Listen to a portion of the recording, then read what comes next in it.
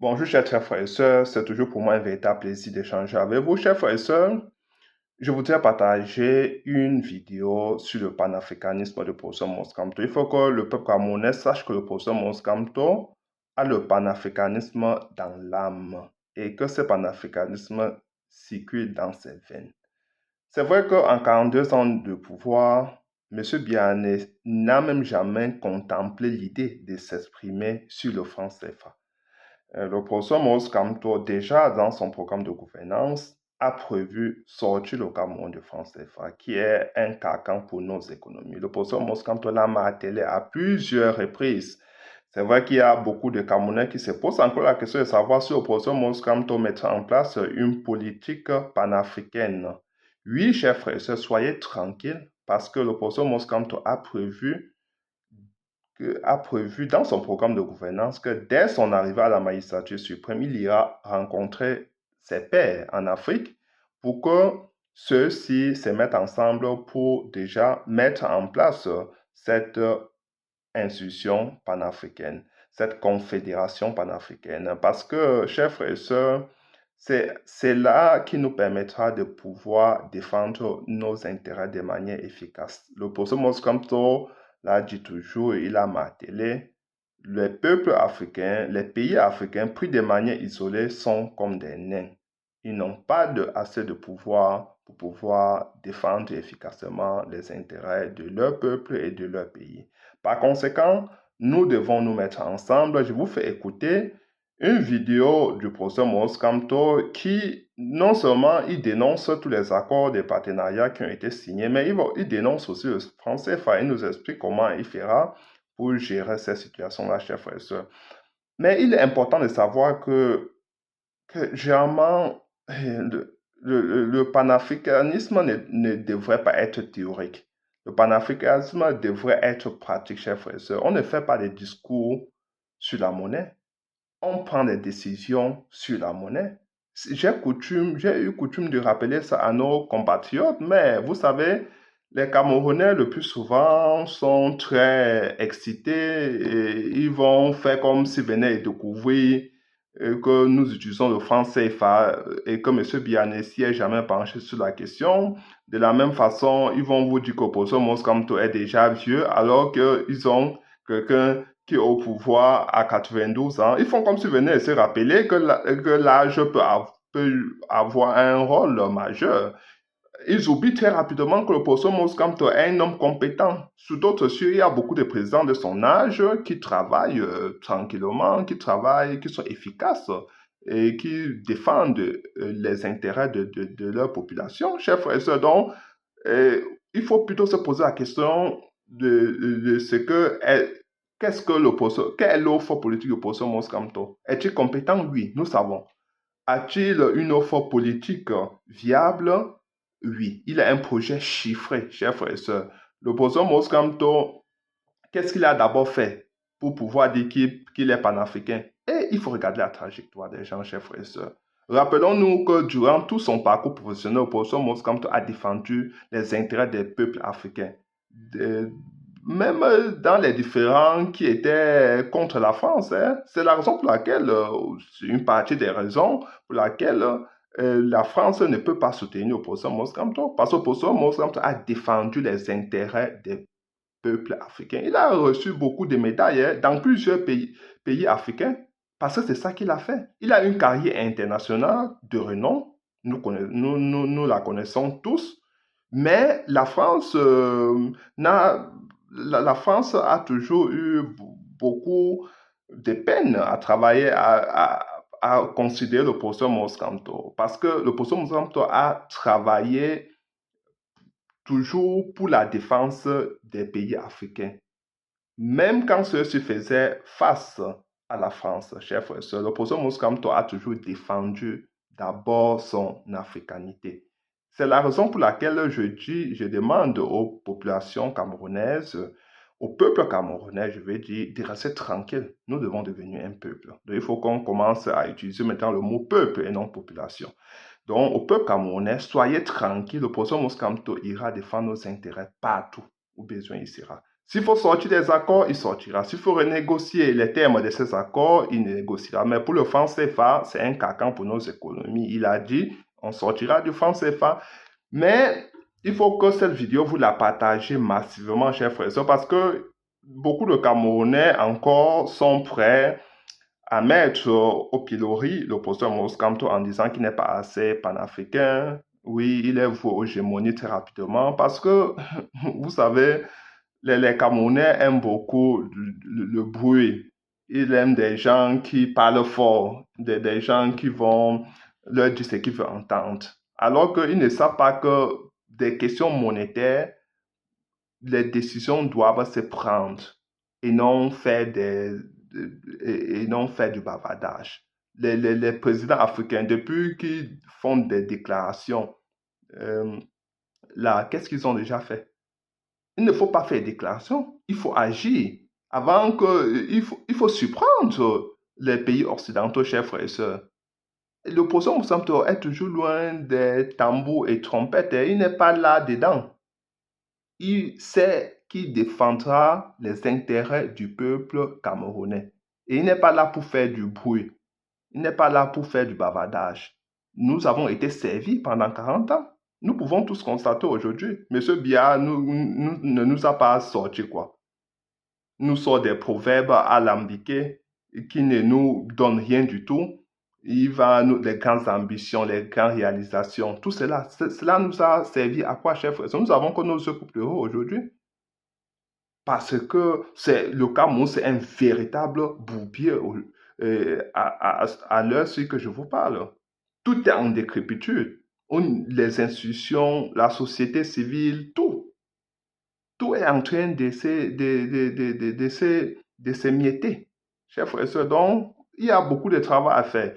Écoutons très rapidement le professeur Maurice Kamto et après, je vais vous donner quelques explications avant de vous faire écouter la deuxième vidéo. Écoutez. Le président va parler un peu d'économie. Et quand on parle d'économie, la première des choses qui nous vient en tête, c'est une question monétaire. Nous avons tendance, dans la plupart de nos émissions, de parler de la question du franc CFA. Oui. Peut-on s'attendre avec le président Maurice Kamto à la magistrature suprême, même si on va parler de votre candidature tout à l'heure, est-ce qu'on peut s'attendre à voir les Africains, comment dire, ou ceux qui rêvent de voir disparaître le franc CFA, est-ce qu'avec Maurice Kamto c'est possible? Je vais être direct et clair parce que quelquefois j'ai eu l'impression qu'on ne m'entend pas très bien quand je parle français. Il faut sortir du français. Je crois que je suis clair là. Très clair. Ça, c'est la décision politique. Mais ce que j'ajoute toujours, et c'est ce que l'on retient, c'est que je dis, mais il y a un certain nombre de choses qu'il faut faire pour que la sortie ne soit pas catastrophique pour nos économies. Et j'explique pourquoi. Oui. Il y a une partie qui nécessite le travail des experts. Par exemple, à l'heure actuelle, le franc CFA réunit 14 pays en Afrique. Plus la France, ça fait 15. Mais les pays africains sont 14. Si nous enlevons les Comores parce qu'ils sont loin, et nous nous limitons à l'Afrique de l'Ouest et à l'Afrique centrale, c'est très état. Et une des réponses que nous attendons des experts, c'est de savoir s'il faut sortir et avoir une monnaie à nous pour les 16 États, ou s'il faut avoir une monnaie à nous pour les 6 États de l'Afrique centrale, ou s'il faut avoir une monnaie nationale camerounaise. Vous voyez qu'il y a 3 scénarios possibles. Donc je dis toujours, lorsqu'on fait le débat sur le franc CFA, il ne faut pas occulter l'aspect qui relève de l'expertise. Donc la décision politique doit être prise. Ensuite, il faut que les experts fassent le travail pour que nous réussissions la sortie. Deuxième aspect sur le plan technique, il y a un certain nombre de réformes qu'il faut faire pour réussir. Pourquoi? Parce que dès lors que vous annoncez, même sans avoir encore acté la décision de sortir d'une monnaie, donc de créer une nouvelle monnaie, il y a ce qu'on appelle les incertitudes économiques. L'agent économique n'aime pas les incertitudes. Et quand il y a les incertitudes, qu'est-ce qu'il y a? Il y a ce que les économistes appellent les anticipations rationnelles. Et donc, l'agent économique va anticiper parce qu'il dit, je ne sais pas exactement ce qui va se passer, donc mieux vaut que j'ai une position de repli. S'il a son argent, il voudrait prendre et garder ailleurs pour attendre de voir ce que vous allez faire. Certains vont même être tentés de spéculer sur votre monnaie.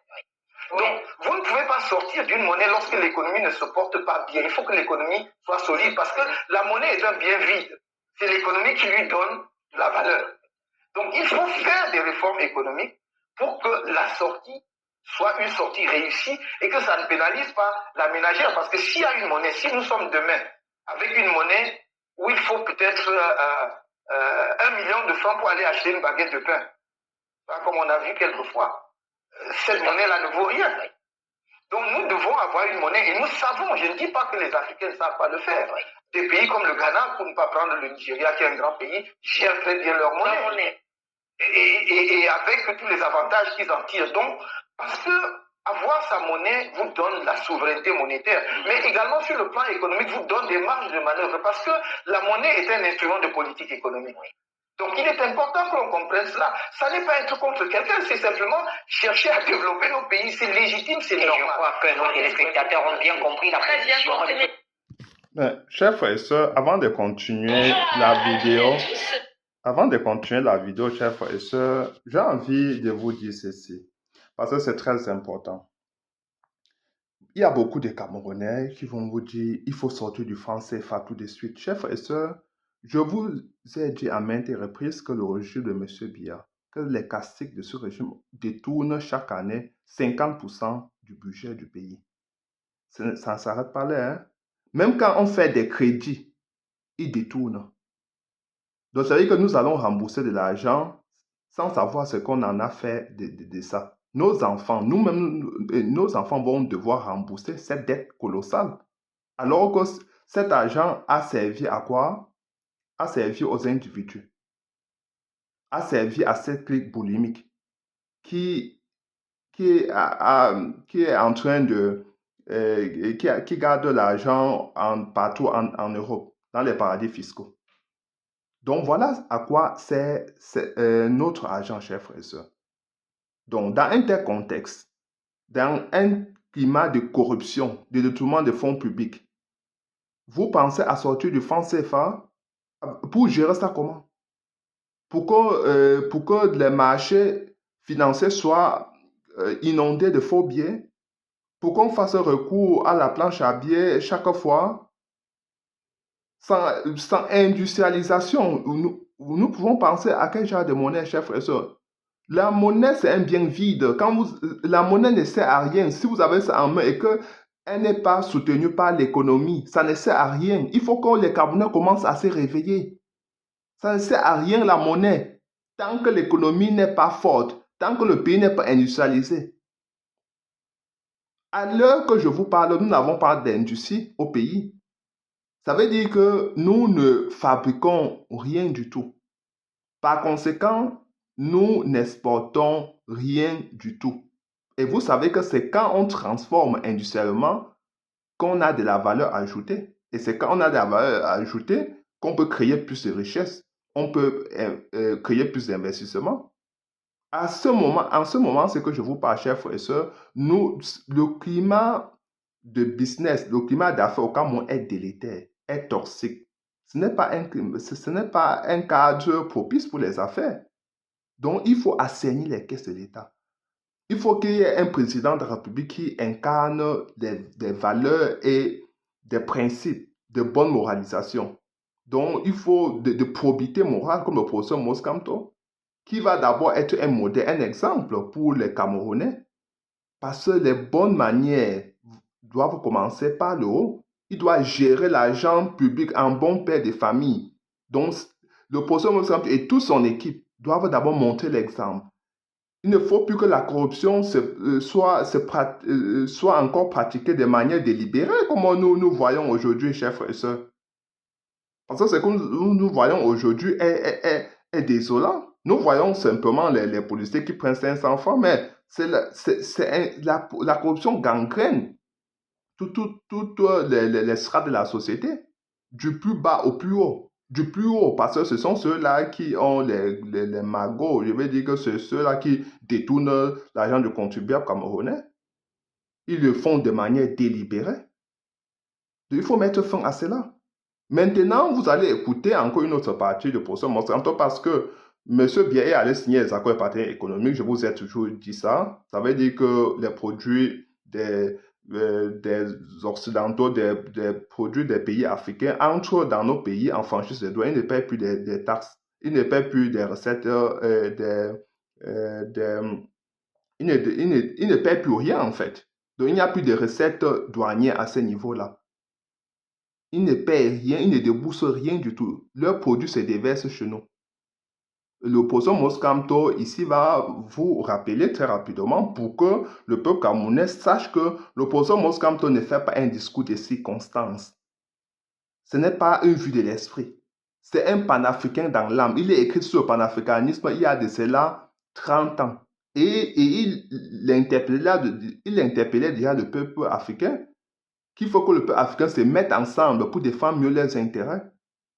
Ça ne doit pas être seulement parce que les panafricains le plus souvent parlent seulement de la dimension politique. Non, l'opposant musulman a une dimension politique, artistique, économique, sociale, dimension diplomatique. Ça touche tous les niveaux parce que il vous dit par exemple, dans son programme de gouvernance, il va lancer les grands chantiers, les autoroutes qui vont joindre, je veux dire, qui vont déboucher dans les autres pays de la sous-région. C'est ainsi qu'on aura le libre-échange, je veux dire, on aura la libre circulation des personnes et des biens.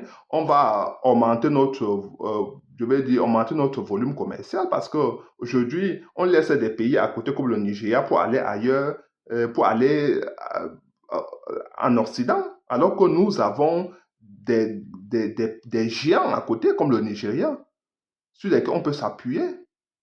Si nous étions un pays industriel ou un pays industrialisé, nous pourrions vendre, je veux dire, exporter beaucoup de nos produits. Donc, il faut un président qui a cette vision-là pour notre pays, chers frères et sœurs. C'est du sérieux à ce moment donné. C'est du sérieux. L'opposition Moscamto a travaillé d'arrache-pied pour présenter un projet viable pour le peuple camerounais. Ce ne sont pas des fantasmes. Parce que ce régime, ils sont toujours prêts avec des incantations. Ils veulent des gens qui font la grande gueule, qui viennent dire je vais sortir du franc CFA sans s'appuyer sur rien.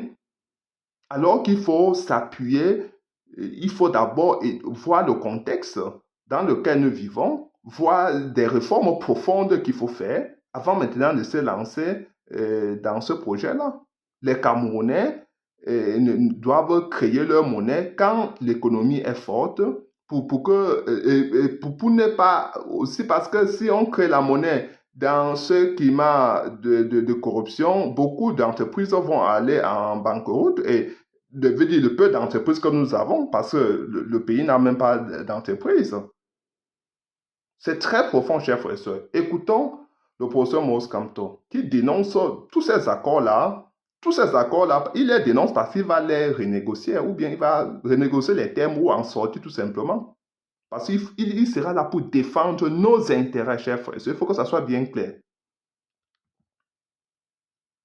Des pays qui n'abritent pas des bases militaires, vous verrez par exemple que dans mon propre pays, l'accord de 2009, qui a remplacé les anciens accords de défense, prévoit par exemple que la base logistique française à Douala est inviolable. C'est inviolable. Donc les autorités camerounaises ne peuvent pas y pénétrer.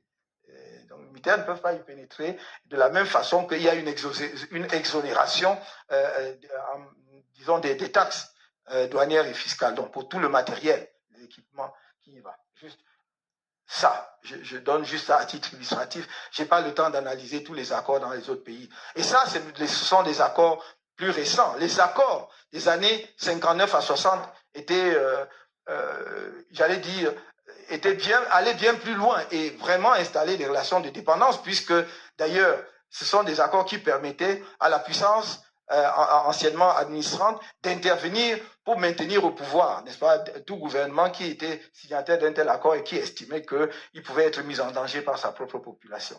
Deuxième point illustratif, là aussi j'irai très vite, c'est dans le domaine économique. Et là, nous pouvons commencer par ce qu'on a appelé les accords de coopération économique, notamment en matière commerciale, entre les pays africains et en particulier les pays européens. Les accords de Yaoundé 1 Yaoundé 2, Lomé 1, Lomé 2. Et enfin, l'accord de Cotonou de 2000. Et il ne vous aura pas échappé qu'aucun de ces accords n'a permis le développement de l'Afrique. Mais comment voulez-vous signer dès les années 60? L'accord de Yaoundé 1, je crois que c'est entre 62 et 63, si je me trompe. Accord commercial. Le Cameroun ne produit encore rien sur le plan industriel et quelques produits agricoles. Ce qu'on a appelé les produits de rente, c'est-à-dire le cacao, le café, le thé, le coton. Et on vous dit, c'est un accord d'échange commercial. Sauf que, en fait, vous recevez tout et vous n'échangez rien. Et c'est ça. Et du coup, en même temps, le caractère pernicieux de ces accords vient de ce que ça vous spécialise. Parce que vous dites, j'ai un marché pour le cacao, alors donc il faut que je produise davantage de cacao parce que je vais bénéficier du marché qui m'ouvre justement les perspectives non douanières, non tarifaires. Vous allez donc produire toujours sans transformation. Ce n'est pas des produits industriels. Vous devez produire et renvoyer brut. Donc vous produisez beaucoup de cacao, beaucoup de café, beaucoup de coton. Donc vous ne déterminez pas les prix. Hein?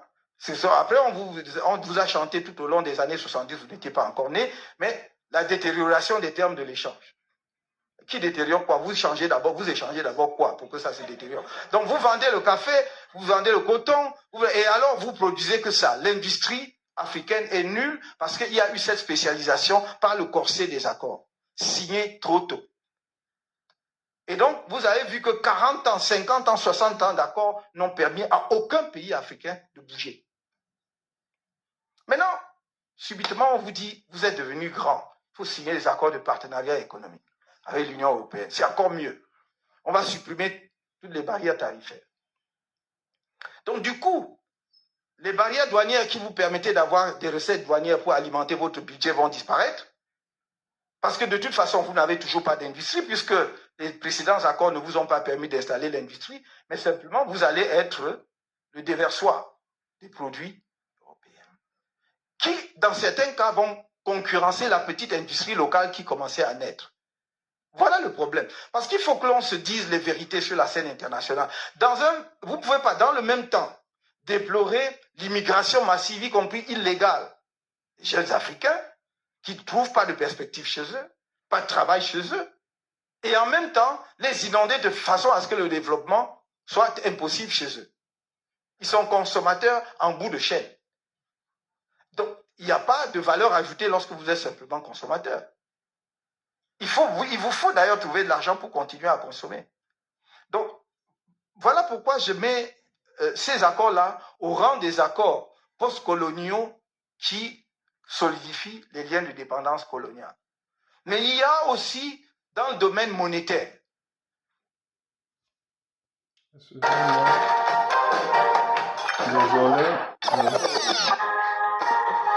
Désolé. Notamment en ce qui concerne les pays de la zone franc, des accords qui ont effectivement maintenu les pays africains dans cette relation de dépendance en leur enlevant le levier qui permet à tout État souverain de mener sa propre politique monétaire. Ce n'est pas seulement fantaisiste, ce n'est même pas idéologique comme j'entends beaucoup, c'est vraiment technique et économique. Bon, bien sûr, la décision est éminemment politique, la souveraineté monétaire est quelque chose de politique, mais au final, c'est qu'on vous enlève un des leviers qui vous permet d'organiser votre propre développement. On vous dit, oh, vous avez la stabilité monétaire. Qu'est-ce que vous faites avec la stabilité monétaire grâce à une parité fixe? Les experts nous disent, bah non, cette stabilité vous permettait simplement d'assurer aux entreprises de la puissance dominatrice de venir s'installer en sachant que l'argent qu'il investit chez vous, il ne perdra pas un centime dessus puisqu'il a une parité fixe. Oui, alors que par le jeu de la politique monétaire, par le jeu de la dévaluation et tout ce que vous voulez, vous pouviez justement avoir une marge qui vous permet effectivement de modifier les rapports. Donc, c'est stable, c'est fixe. Il investit 10 francs, il sait que je retirerai 15 francs et il est sûr qu'il retirera les 15 francs parce que la parité fixe de la monnaie vis-à-vis de la devise métropolitaine hier et vis-à-vis de la devise européenne lui garantit cela. Et évidemment, nous connaissons tous les autres aspects, le fait que les fonds ont été déposés au Trésor français et non pas à la Banque de France. Parce que si c'est la Banque de France est une banque. Donc, elle doit rémunérer l'argent. Hein. Mais quand c'est au Trésor, c'est une administration de l'État. Donc, ça devient des recettes budgétaires. Et donc, votre propre argent peut vous être prêté parce que, bon, c'est un argent que vous avez déposé. À l'origine, avant la révision de 1972, c'était 63% de dépôts qu'il fallait faire après les accords, la modification de 72-73, c'est devenu 50%. Mais c'est toujours beaucoup. Sans compter que lorsque ce panier commun de réserve, puisque tous les pays de la zone franc mettent dans le même panier, la garantie que vous donne le pays, vous ne l'appelez pas tout le temps parce que les pays qui ont davantage de réserves soutiennent ceux qui n'ont pas assez de réserves, sans qu'ils aient à intervenir. Donc, si la Guinée équatoriale ou le Cameroun a davantage de réserves parce qu'il a vendu plus de pétrole et que la Centrafrique n'a pas assez de réserves, il va y avoir donc un jeu de compensation. On n'appellera pas la France en garantie, puisque vous pouvez faire ça entre vous. Et si votre compte d'opération au Trésor français devient déficitaire, normalement, c'est là que le garant doit jouer, parce qu'il doit approvisionner le compte. Mais il ne le fait pas. À ce moment-là, il vous impose la dévaluation. Donc, nous sommes là face à des accords et nous avons suivi dernièrement que quelque chose a commencé à bouger sur ce terrain-là, c'est bon. Très bien, ça va dans la bonne direction. Moi, je dis, il faut voir ce que ça va donner parce que le diable est dans les détails. Donc, on est sorti de l'appellation déjà, symboliquement. On est allé à l'écho. Donc, c'est plus le franc CFA, ce sera l'écho. Où seront déposées les réserves? Est-ce qu'il y aura encore des réserves? Apparemment, non. Tant mieux. Mais il y a quelqu'un de généreux qui se propose pour continuer à être garant. Et tout le problème est là. Alors, voilà. Alors, si vous garantissez, parce que dans l'accord de 1972, l'article 7 disait que la BEAC est une institution multinationale africaine à la gestion et au contrôle duquel participe la France en contrepartie de la garantie de sa monnaie. Voilà, ça, ce sont les termes. Vas-y, exact, je cite de mémoire, mais c'est cela, de sa monnaie. Bon, donc, c'est en vertu de la garantie de sa monnaie qu'elle devait participer à la gestion et au contrôle.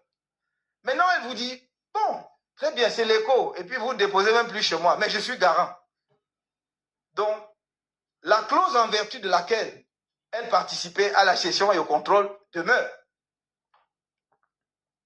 C'est pour cela que j'ai dit, on m'a posé la question il n'y a pas longtemps, et j'ai dit, donc le diable est dans les détails, on nous a annoncé un accord entre le ministère français des Finances et les institutions financières de la zone franc en Afrique, c'est-à-dire BEAC et BCAO en Afrique occidentale. Pour l'instant, la BEAC observe encore. Et donc, il faudra que nous attendions de voir ce qui sera dans cet accord pour savoir vraiment si on est sorti du franc CFA ou bien si on a seulement changé d'appellation. Voilà les quelques indications, les quelques éléments que je voulais, à grands traits, vous présenter pour illustrer mon idée selon laquelle la décolonisation est inachevée. Et je terminerai simplement en disant une chose.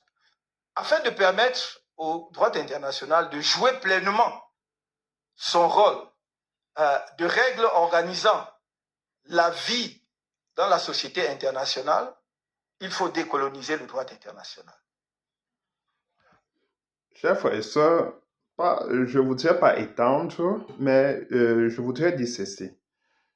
Le professeur Moscamto sortira des APE, des accords des partenariats économiques, que le régime de M. Biya a signé avec l'Union européenne pour se perpétuer au pouvoir. Parce que c'était ça, hein? Dans la sous-région, le Cameroun est le seul pays à avoir signé ces accords-là. Ces accords-là donnent accès, je veux dire que rendent la libre circulation possible. Donc, nous n'avons plus de recettes douanières parce que nous avons signé ces accords avec les pays européens leurs produits peuvent entrer sans coût, ils ne payent plus rien du tout, le pays entre en toute liberté. Comme on dit libre circulation, donc ça entre chez nous. Mais nous, comme nous ne produisons rien, comme M. Biya n'a créé aucune industrie, rien ne va chez les Européens. Donc nous devons signer de tels accords quand notre industrie était forte. Sinon, si nous étions capables de produire des téléphones, des ordinateurs, je veux dire des voitures, alors nous pouvions penser à signer de tels accords. Mais nous signons les accords avec les pays européens pour exporter quoi? Les bâtons de manioc et la banane, alors que les pays européens, entre-temps, nous inondent avec leurs produits. Non, chef, et ce Opossum Moscato va sortir ces accords-là pour que tous les produits européens, avant d'entrer chez nous, payent des recettes, je veux dire, aient des coûts avant d'entrer chez nous. Il faut que les recettes douanières retournent comme avant. Deuxième niveau de ce qu'il faut dire, c'est que Opossum Moscato sortira du franc CFA. Il a déjà dit qu'il sortira du franc CFA. Pour sortir du franc CFA, nous allons rendre notre économie forte déjà.